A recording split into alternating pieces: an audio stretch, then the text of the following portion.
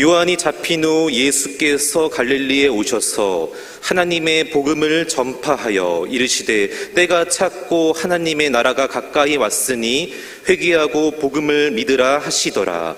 갈릴리 해변으로 지나가시다가 시몬과 그 형제 안드레가 바다에 금을 던지는 것을 보시니 그들은 어부라. 예수께서 이르시되 나를 따라오라. 내가 너희로 사람을 낚는 어부가 되게 하리라 하시니 곧 그물을 버려두고 따르니라. 조금 더 가시다가 세베대의 아들 야고보와 그 형제 요한을 보시니 그들도 배에 있어 그물을 깁는데 곧 부르시니 그 아버지 세베대를 품꾼들과 함께 배에 버려두고 예수를 따라가니라. 아멘. 인류 역사상 최고로 성공한 투자자를 들라고 한다면 사람들은 워런 버핏이라고 하는 분을 듭니다. 이 워런 버핏이라고 하는 분은 점심 한 끼 먹는데 이것을 경매에 붙였어요. 처음에 할 때는 몇 천만 원부터 시작해서 지금 몇십억, 몇백억까지 하는데 어떤 분은 240억까지 해서 이분과 식사를 했습니다. 저도 우리 교인들이 저하고 식사를 자주 하자는데 저도 식사하는 거 경매를 한번 붙여볼까 생각해요. 여러분 240억 엄청나지 않습니까? 그런데 거기에 투자했던 사람 치고 하나도 불평하고 후회했다는 사람이 하나도 없습니다. 왜냐하면 가장 가치 있는 게 투자했기 때문에 그렇습니다. 이제 그분들이 이렇게 워런 버핏을 만나고 난 다음에 대화 나눴던 것의 일부를 봤더니 이렇게 이야기하는 거예요. 워런 버핏이 3시간 동안 식사를 하는데 당신은 무엇을 귀중하게 여기고 어떻게 투자합니까? 송곳 질문을 한답니다. 그러면 저는 포트폴리오, 어느 쪽이 안 되면 되는 쪽이 있으니까 이게 분산 투자를 합니다. 포트폴리오가 뭔지 아시죠?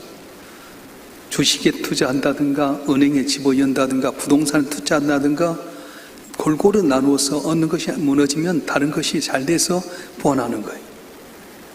보통 투자들이 이렇게 하는데 워런 버핏은 그렇게 말하지 않습니다. 분산 투자에서는 많은 돈 못 봅니다. 집중 투자하십시오. 달걀이 있는데 달걀을 분산해 놨다 보면 이것이 깨질 위험이 많습니다. 같이 달걀 바구니 하나를 엮어둬서 되는 것처럼 여러분이 현미경으로 이렇게 뭘 하나 보지 정확하게 봐야 됩니다. 당신이 투자할 회사에 대해서 설립자가 누구고 경영자가 누구고 이 회사가 지금 뭘 하고 앞으로 비전이 무엇인지를 현명히로 분들이 잘 보고 나서 거기에 집중 투자하면 어쨌든 안 된 것 같아도 인내하십시오. 기다리십시오. 반드시 좋은 일이 날 겁니다. 그런데요, 워런 버핏의 말대로 분산 투자했던 분이 그 말 듣고 깨달아서 잘 분석해서 집중 투자했던 자기가 식사한 것에 몇 배로 돈을 벌었다는 그런 이야기였어요. 그렇습니다. 가치 있는 일에 투자하면 후회함이 없습니다. 가치 있는 일에 대해서 자기 인생을 다 바칠 때 승리의 비결이 있게 됩니다. 오늘 본문에도 가장 가치 있는 일을 발견하고 자기 인생을 여기에 투자했던 사람들이 나오게 되는데 그들은 재산은 물론이고 부모님까지 버리고도 거기에다 올인해서 그리고는 인정받는 사람이 되었습니다. 도대체 이들은 어떤 존재이기 때문에 이들의 이름이 나오게 됩니까? 그 이름이 베드로, 안드레, 야고, 요한이라고 하는 사람인데 도대체 이분들에게 있어서 뭐가 이렇게 중요합니까? 학식이 풍부했습니까? 아니면 그들이 지혜로운 사람입니까? 아니면 권력이 있었습니까? 그렇지 않습니다. 갈릴리에서 고기 잡는 어부에 불과했습니다. 그런데 성경 왜 이 사람들의 이름을 기록하고 있는 것입니까? 가장 가치 있는 일에 자기 인생을 투자했기 때문에 자기 인생이 모든 걸 걸었기 때문에 성경은 이분들의 이름을 기록하고 있는 겁니다. 그러면 도대체 가장 가치 있는 일은 무엇입니까? 인생을 걸어도 될 만큼 가장 가치 있는 일, 하나님이 가장 귀하게 여긴 것이 무엇입니까? 그것은 바로 주님의 제자로 사는 삶을 말합니다. 오늘 17절 말씀 한번 읽어볼까요? 17절 말씀 시작. 예수께서 이르시되 나를 따라오라. 내가 너로 사람을 낚는 어부가 되게 하리라 하시니. 아멘. 주님을 따르는 제자가 되고 주님처럼 사람을 낚는 어부가 되어라. 이렇게 말씀하시는 거예요. 예수께서 십자가에 못 박혀 죽으셨다가 부활하시고 40일 동안 함께 계시다가 승천하시면서 지상 명령을 내리셨는데 혹시 기억하고 있습니까? 마태복음 28장 19절 20절 말씀 우리 한번 읽어보겠습니다. 마태복음 28장 19절 20절 말씀 시작. 그러므로 너희는 가서 모든 민족을 제자로 삼아 아버지와 아들과 성령의 이름으로 세례를 베풀고 내가 너에게 분부한 모든 것을 가르쳐 지키게 하라. 볼지어다 내가 세상 끝날까지 너희와 항상 함께 있으라 하시니라. 아멘.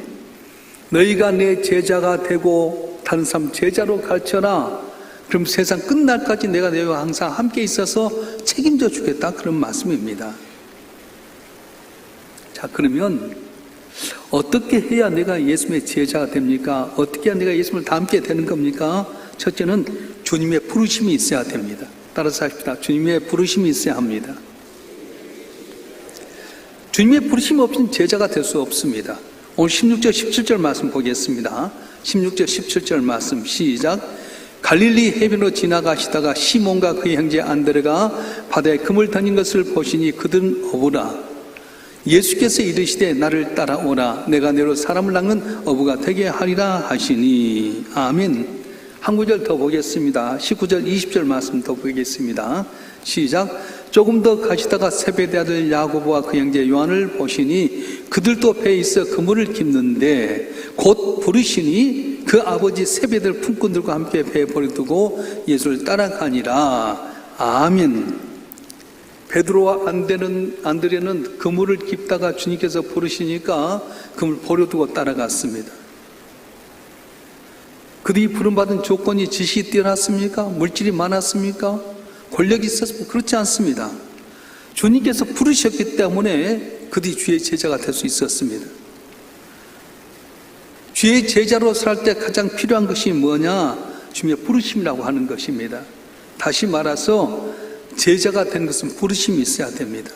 소명이라고 하는 것, 이걸 깨닫고 주의 말씀에 내가 순종하고 나가면 아무리 능력이 있고 권력이 있고 힘이 있어도 부르심 받지 못한 사람 제자가 되지 못하는데 보잘것없어도 나이가 많든 적든 배우든 못 배우든가 주님 부르시면 제자가 되고 주께서 책임지는 삶을 살게 된다는 겁니다. 여러분 어때 제자입니까? 한번 점검해 보십시다. 명품 가방이 요새 엄청 비쌉니다. 그래서 명품과 똑같이 보려고 짝퉁이라는 게 나타났어요. 겉으로 보면 명품과 짝퉁이 별로 차이가 없습니다. 그런데 명품과 짝퉁이 언제 나타나냐면 비가 오면 알아요. 비가 막 오면 짝퉁은 머리를 딱 씌웁니다. 명품을 어떻게 하냐? 자기 옷 속에 집어였습니다. 그렇습니다. 오늘 또 명품 같은 제자의 삶은 어떠냐? 고난이 왔을 때에 그 고난 가운데 주의 말씀 붙들고 주의 뜻대로 사는 사람인데 짝퉁 교인, 교인은 다니지만 짝퉁 같은 제자가 아닌 사람들은 고난이 오고 비가 오면 다 피해버리고 도망가 버린다는 거예요. 여러분 어떻습니까? 명품 같습니까? 아니면 짝퉁 같습니까? 많은 사람들이 교회를 몇십 년 다녔다 직분 받았는데도 불구하고 예수님의 말씀대로 살지 못할 때가 너무 많습니다. 예수님 닮아서 살아야 될 텐데 왜 아직도 고기 잡는 데 마음을 두고 거기에 떠나가게 된 겁니까? 사람을 낚는 일, 영혼 구원한 일에 대해서는 관심 없이 먹는 것, 마시는 것, 입는 것에 대해서 관심 갖고 사는 이유가 과연 무엇입니까? 종교인으로 불과하다는 거예요. 제자가 아니라 교회 나와서 예배만 드리고 돌아가는 건성인 사람, 저울로 달아보니까 알곡과 겉둥이가 다 나타난 것처럼 메네메넬 대겔 우바르신 달아보니까 부족하다 말씀만. 여러분 어떤 것 같아요? 예수 닮아가고 있습니까? 아니면 내 마음대로 내 생각대로 사는 겁니까? 왜 교회 나서 시험에 드는 겁니까? 십자가에 못 박혀 돌아가신 그 주님 바라보면서 주님 나를 부르셨다고 생각하면 주님 바라보면 모든 게 감사하게 되고요, 기뻐하게 되고요, 맡긴 사명에 충성하지 않겠습니까? 그런데 교회에 나와서 불평 불만하고 시험에 드는 이유는 뭐냐면 십자가 바라봐야 될 텐데 십자가 바라보지 않고 지 힘들어 와서 살다 보니까 시험에 들게 되고 결국은 다 부름받지 못한 자로서 다 탈락하게 된다는 거예요. 저하고 같은 동기인 목사님 계십니다. 제가 영락교회 전임전사로 있을 때 9명의 친구가 있었는데 그 중에 한 분은 우리가 이제 그 다음에 목사 안수를 받을 때 미리 선교사를 하기 위해서 목사 안수를 받고 어디로 갔냐면 아프리카 중부에 있는 자이르라고 하는 곳을 갔습니다. 자이르가 지금 콩고 민주공화국인데요. 사모님이 그 당시에 이제 소망교회에서 교육전사도 했고 아들들 셋만 있었어요. 근데 이 애들을 데리고 콩고로 갔습니다. 근데 이 자유라고 하는 나라가 지금 좀 안정됐는데 그 당시에 정부와 반정부군이 계속 뒤집어지다 보니까 생명이 위험했어요. 오늘은 정부군이 다 이겼는데 내일은 또 비정부군이 오니까 반정부군이 오니까 얼마나 위태합니까? 근데 이 친구 목사님 가서 뭘 했냐면 고아원 사역을 했어요. 불량자 사역을 했어요. 말도 통하지 않고 돕는 손길이 없는데 가서 가난한 자 과를 돌보게 되고 불량자를 돌보다 보니까 얼마나 힘이 들겠습니까? 그래서 한 번은 하나님 못하겠습니다. 나 돌아가겠습니다. 그랬더니 하나님의 음성이 들려온 거예요. 너 하고 싶을 때 하고 안 하고 싶을 때 안 하는 자원봉사자냐 아니면 사역자냐? 지금 전 사역자입니다. 그래. 넌 아무나 하고 싶은 데 하고 안 하고 싶은 안 하는 자원봉사자가 아니라 내가 너를 이곳에 필요해서 부른 종이다. 넌 사역자다. 그래서 어렵지만 그걸 버텨냈어요. 거기 간 지 30여 년이 됐는데 지금 어떻게 큰 사역을 하냐면 한국을 듣는 백인 중에 하나고요. 초등학교, 유치원, 초등학교, 중학교, 고등학교, 대학교까지 세우고요. 방송지도 운영하고요. 지금 의과대학을 지금 세우고 있어요. 항시 여기 오면 저한테 연락하고 이렇게 하는데 너는 자원봉사자냐 아니면 사역자냐 물어보는 거예요. 하고 싶으면 하고 안 하고 싶으면 그만두는 그런 자원봉사자가 아니라 넌 정말 고난의 길 십자가의 길 가는 가로 주님 앞에서 부름받은 네 사역자냐 물어보는 거예요. 여러분 어떻습니까? 교회 나서 조금 안 되면 그만둬버리고 입맛에 맞으면 내가 하고 싶으면 하는 그런 자원봉사자입니까? 아니면 힘들고 어려도 지금 날 위해서 십자가에 못 박혀 주가 희생하셔서 날 이곳에 불러주셨기 때문에 어떤 일이 있어도 난 주님 바라봅니다. 그러면서 섬기는 예수님 닮아가는 제자입니까?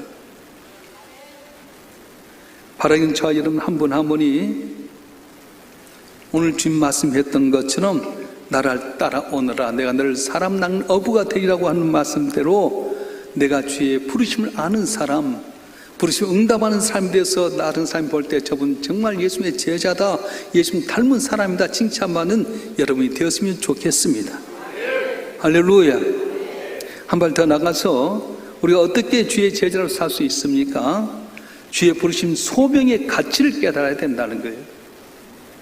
부르신 소명의 가치를 모르는 사람이 참 많습니다. 제자가 되려면 주님의 부르심이 있어야 됩니다. 하지만 부르심에 응답하는 결단이 없으면 부르심 안다 해도 사람들은 그를 제자로 부르지 않습니다. 부르심에 있어서 결단이 있어야 된다는 거예요. 오늘 본문 17절 18절 말씀 읽어보겠습니다. 시작. 예수께서 이르시되 나를 따라오라. 내가 너로 사람을 낚는 어부가 되게 하리라 하시니 곧 그물을 버려두고 따르니라. 사람을 낚는 어부가 되게 하리라 했더니 곧 그물을 버려두고 예수님을 따랐다고 말씀하는 겁니다. 주님의 부르심에 베드로가 뭘 버렸다고요?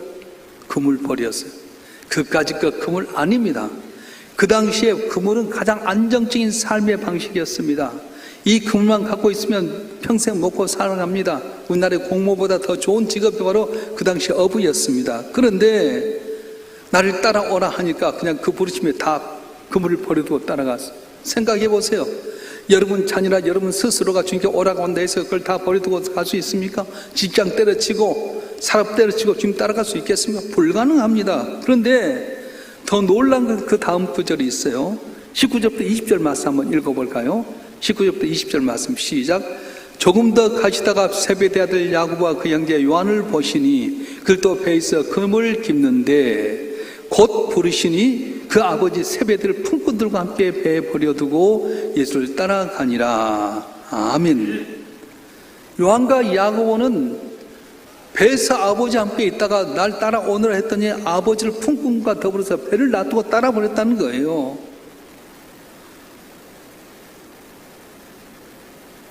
여기서 부모를 다 버리고 따르는 겁니까? 그렇지 않습니다. 기독교의 제일 권위는 뭐냐면 부모 공경하는 겁니다. 10계명 가운데 1에서 4계명까지는 하나님에 대한 계명이지만 5계명부터 10계명까지 인간에 대한 계명인데 제5계명이 뭐냐면 내 부모를 공경해라. 이거 약속 축복이라고 말씀하셨어요. 부모를 공경하는 것이 복 있는 배경인데, 그러면 부모를 버려두고 쫓았다고 하는 건 뭘 말하는 겁니까? 그것은 나를 부르신 주님의 부르심을 가장 우선적으로 산다는 겁니다. 소명을 가장 귀하게 여기고 살아야 내가 제자가 된다고 말씀하는 거예요. 나이가 젊고 힘이 있다고 부른 것 아닙니다. 나이가 많고 힘이 없다고 안 부른 것 아닙니다. 애굽 땅에서 아들 낳으면 다 날강에 빠져 죽이라 했는데 모세 어머니가 얘가 너무 아름다워서 3개월 동안 키우다가 결국 대나무에다가 역청을 발라가지고 날강에 띄웠어요. 누나 미리암이 동생이 어디로 가는가 했더니 하나님께 마치 바로의 공주가 거기에서 목욕하다가 애가 우는 걸 보면서 건져냈어요. 그래서 이름이 모세, 물에서 건져냈다는 겁니다. 그때 미리암이 얼른 가서 젖먹일 수 있는 유모를 제가 도와드릴까요? 그래라. 그래서 모세가 어머니의 젖을 먹고 자는데 어머니는 항상 모세에게 말, 너는 히브리입니다. 히브리의 정체성을 이야기합니다. 자라면서 힘이 있습니다. 많이 배웠습니다. 권세도 있습니다. 근데 어느 날 밖에 나가봤더니 애굽 사람이 자기 민족을 괴롭히니까 너 그러지 마라. 그러다 한 방 때렸어요. 주먹 한 방 때렸는데 그 애굽 사람이 죽어버렸어요. 얼마나 모세가 힘이 있고 능력이 있고 대단합니까? 그런데 그 다음날 이 시신을 묻어두고 그 다음날 또 나갔더니 자기 민족끼리 싸우니까 너 어떻게 민족끼리 싸우냐 했더니 한 사람이 너 어저께 사람 죽인 것처럼 나도 죽일래? 죽여라, 죽여라. 너무 놀랬고 도망가 버렸어요. 40세의 바로의 공주의 아들로 권세도 있고 힘도 있었지만 주님 부르지 아니하니까 민족 건질러 해도 능력이 없었어요. 광야 생활 가운데 처가살이 하면서 40년 동안 양을 키우는 가운데 나이가 80이 되었습니다. 이제 늙었습니다. 힘도 없습니다. 말도 어눌해졌습니다. 그런데 호렙산 중턱에서 떨기나무가 이렇게 있는데 불이 붙었어요. 보통 떨기나무에 불이 붙으면 곧 꺼진다, 꺼지지 않습니다. 그래서 모세가 어찌된 일이지? 갔더니 한 번도 만나본 적이 없는 하나님이 모세야, 모세야, 네가 선 곳은 거룩한 곳이 내 발에 버릴 신을 벗으라. 네 손이니까 난 여호와 네 하나님이니라. 그래서 모세에게 부르셔갖고 네가 애굽 땅에서 내 백성을 건지라고 말씀하는 거예요. 80세 된 노인, 힘도 없는 모세였지만 부르시면 능력이 나타납니다. 그래서 지팡이 하나 갖고 갑니다. 군대도 없습니다. 돕는 사람도 없습니다. 그러나 부르심 받아서 애굽 땅에 들어갔더니 하나님의 은혜로 말미암아 10가지 재앙을 통해 바로의 마음이 흔들어지게 되고요, 출애굽하게 되었어요. 광야 40년 동안 먹을 것, 마실 것, 입을 것 없는 상황 가운데 발이 부르지 않게끔 만드셔서 의복이 헤어지지 않게 만들었습니다. 자고 나면 만나를 주셨고 고기 먹고 싶은데 메추라기 주셨습니다. 뜨거운 날씨에 구름기도 막아주시고 저녁에 추울 때는 불기도 막아주셔서 모세라는 그 일을 다 감당케 만들었어요. 그렇습니다. 내가 부름받은 사실을 깨닫고 가장 귀하게 여기고 우선적으로 여기게 되면 하나님께서 우리 삶 가운데 내가 세상 끝날까지 내와 함께하리라 했던 것처럼 복을 주시는데 우리는 어떻습니까? 죄를 감당하면 굶어 죽는 일이 없는데, 죄를 감당하면 후회하는 일이 없는데, 오늘 또 고기 잡는 일에 대해서만 관심 갖고 주의 부르심에 대해서는 외면하다 보니까 얼마나 후회한 사람이 많이 있습니까? 베드로와 안드레, 요한과 야고보가 어떻게 주의 부르심 앞에 즉각적으로 순종할 수 있었습니까? 어떻게 안전적인 직업과 부모까지 버리고 소명에 순종할 수 있었습니까? 그것은 나를 부르신 그 소명에 대해서 가치를 알았기 때문에 그렇다는 겁니다. 왜 우리가 제자길을 걷지 못하고 있습니까? 왜 모든 것을 뒤로 하고 주님 닮는 일을 외면하고 아직도 사람 낚는 제자의 길을 걷지 못하고 먹는 것, 마시는 것, 입은 일에만 관심 갖고 있는 것입니까? 그것은 나를 부르신 소명의 가치를 알지 못하기 때문에 그렇다는 거예요. 바라는 자 여러분 한 분 한 분 주님께서 부르셔서 이곳에 오게 하심을 깨닫고 나를 부르신 하나님이 내게 좋은 걸 준 줄 믿고 내 소명에 대해서 부르심을 가장 귀하게 여기고 순종하는 가운데 승리하는 여러분이 되시길 주라고 축원합니다. 축원합니다. 자, 어떻게 우리가 죄로 살아갑니까? 주의 부르심 앞에 순종함으로 말미암아서 제자의 삶을 살게 된다는 겁니다. 제자의 삶을 쉽게 말하면 예수님 닮는 것입니다. 표정이 달라져야 됩니다. 눈동자가 달라져야 됩니다. 말도 달라져야 되고 행동도 달라져야 됩니다. 근데 여러분 어떻습니까? 말씀 따로 살고 내 생각대로 따로 사지는 않습니까? 원수도 사랑해야 되는데 원수는 원수고 오늘 일단 보복하고 보자 그렇지는 않습니까? 너희가 사랑이라 했으면 사랑해야 되는데 주님 이건 절대 사랑하지 못하면 나가면 그건 제자 아니에요. 교회 나서 왜 불평불만이 있습니까? 구원의 감격을 잃어버렸어. 내가 널 위해 십자가에 못 박혀 죽기까지 사랑했으니 너도 사랑하라. 그러면 사랑이 눌러보면 다 감사하고 좋은 일만 보일 텐데 꼭 몇십 년 교회 다녀도 직분 맡아서 꼭 교회에 대해서 나쁜 이야기하고 다른 사람에 대해서 뒷담화 치게 되고 한 이유가 뭐예요? 달아보니까 저울로 달아보니까 꺽중이와 같은 거예요. 여러분 봐보세요. 여러분 가운데서 이야기할 때 맨날 부정적인 이야기하고 나쁜 이야기하고 다른 사람 이야기하고 교회도 부정적인 이야기하는 사람 보면 그건 제자가 아니야. 짝퉁 인생이에요.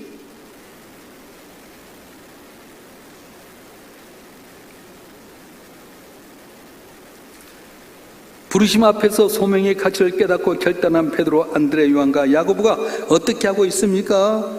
이제 주님 말씀대로 따라 나서고 있습니다. 주님 가시는 어떤 길입니까? 십자가의 길입니다. 헌신의 길입니다. 섬김의 길입니다. 예수님 따른다고 하는 것은 단순히 기도한 것 이상입니다. 아무리 진실한 기도를 한다 해도 그것이 전부가 아닙니다. 예수님 따르기 위해서는 예수님의 삶을 본받아야 된다고 말씀합니다. 그래서 여러분 예수님 닮으려 노력해야 됩니다. 많은 것 달라져야 됩니다. 왜 우리가 세상의 지탄의 대상이 됩니까? 예수 믿는 것들 그런 소리 왜 듣는 겁니까? 말씀대로 살지 못하고 살다 보니까 소금 맛을 잃어버려서 밟힌 것처럼 그렇게 살고 있는 건 아닙니까? 제자가 된다고 하는 것은 예수님처럼 사는 걸 말합니다. 예수님 닮아가는 걸 말합니다. 주님처럼 사랑하고 주님처럼 섬기고 주님처럼 한 나라와 하나님의 의를 위해서 살아가는 것이 바로 제자요 예수님 닮아가는 삶이라고 하는 것입니다. 그런데 베드로와 제자들은 다 실패했습니다. 주님을 따라 나셨습니다. 베드로는 모든 사람이 다 주님을 버릴지라 나는 버리지 않겠습니다. 목숨까지 내놓겠습니다 했는데 계집종 말에 그냥 배반하고 예수님을 저주까지 해버리고 말았습니다. 3번이나 부인합니다. 그런데 그들 부르신 주님은 그들을 결코 포기하지 않으셨습니다. 십자가에 죽으시고 부활하신 다음에 갈릴리 바다에서 다시 고기잡이 인생으로 돌아간 그들을 다시 찾아가셨습니다. 그리고는 물으셨습니다. 얘들아 잡힌 고기가 있느냐? 없습니다. 오른편에 그물을 던져라. 그러면 많이 잡히리라. 오늘 또 내가 부르심에 대해서 실패했을 때 주님은 나를 책망하기보다는 찾아오셔서 위로하시고 격려하신 주님이에요. 그래서 교회 안에서도 누가 잘못했을 때 우리는 거기에 대해서 질책하는 것이 아니라 격려해 주는 겁니다. 도마가 예수님 다 다른 죄를 만났는데 없으니까 예수님 살아나셨어. 무슨 말씀이야? 죽은 자가 살기는. 예수님 십자가에 못 박힌 자가 내 손가락 여보고 엮어주고 했는데 내가 창자국에서 손 여봐야 믿겠다. 그때 주님께 쫙 나타나서 도마야 믿음이 없느냐? 만져봐라. 그리고 믿어라. 우리는 항상 실패하고 잘못해도 주님 찾아오셔서 기회를 주시고 용서하시고 격려해 주신다고 말씀하신 거예요. 오늘 또 우리는 부르심 앞에서 부르심의 귀한 걸 깨닫지 못하고 고기 잡는 일에만 열중하고 있습니다. 그러니까 결국은 열매도 맺지 못하고 내 삶 가운데 예수 닮지 못하고 종교인으로서만 끝나버릴 때가 참 많아요. 나를 위해서 십자가에 못 박혀 죽으시고 나를 부르셔서 귀한 사명 주시고 직분 주신 앞에 오직 주님만 바라보고 그만 섬겨야 되지 않겠습니까? 그래야 제자가 되는 거예요. 저는 이 설교를 준비하면서 예전에 우리 장로님 권사님 따정에 있는 개 한 마리가 생각났어요. 우리 장로님이 아지트 플라우락에서 이렇게 하원을 했습니다. 이 개가 요만한 개 하나 있었는데 이름이 별종이에요. 별난 개예요. 자고 우리 교육자들 가면 당회장을 알아봐. 나만 보면 막 꼬리치고 좋아합니다. 부목사 오면 그런 개 봤어요? 이야, 그 별종이야, 별종이. 근데 우리 권사님이 이제 도로, 차가 다니는 도로 건너서 앞에 있는 하원에 갔는데 별점 쫄쫄쫄 나 텅 하고 부딪혔어. 텅 소리 보니까 개가 어느 차에 부딪혀 한 2m 뚝 떨어졌는데 별종아! 가서 봤는데 벌써 축 늘어져 있는 거예요. 개는 반려견이라 하지 않아요? 그래서 동물병원에 갔더니 동물병원 의사가 벌써 한쪽 눈 실명했고 혓바닥도 나가지고 물도 못 삼킵니다. 200만 있어도 못 고칩니다. 안락사 시킵시다. 가족 같은 개인데 어떻게 안락사 시킵니까? 그래서 권사님이 죄송하다고 주사기 한 2개를 병원에 얻어갖고 와서 집에 와서 쇠판을 빼가지고 거기다 홍삼을 달여가지고 물을 여줘. 못 삼기니까. 이으면 주르륵 흘러버린 거예요. 그래서 권사님이 품에 안고 저녁 내내 이 개를 안고 잡니다. 목이 가랄 때면 홍삼물을 집어여서 또 흩으면 또 닦아주고 그런 가운데 3일 동안을 정성을 다해서 했더니 이 개가 살아났어요. 여러분 어려울 때 홍삼물 드시길 바랍니다. 그런데 개가 완전히 달라졌어요. 제가 가도요 날 본 적도 많죠.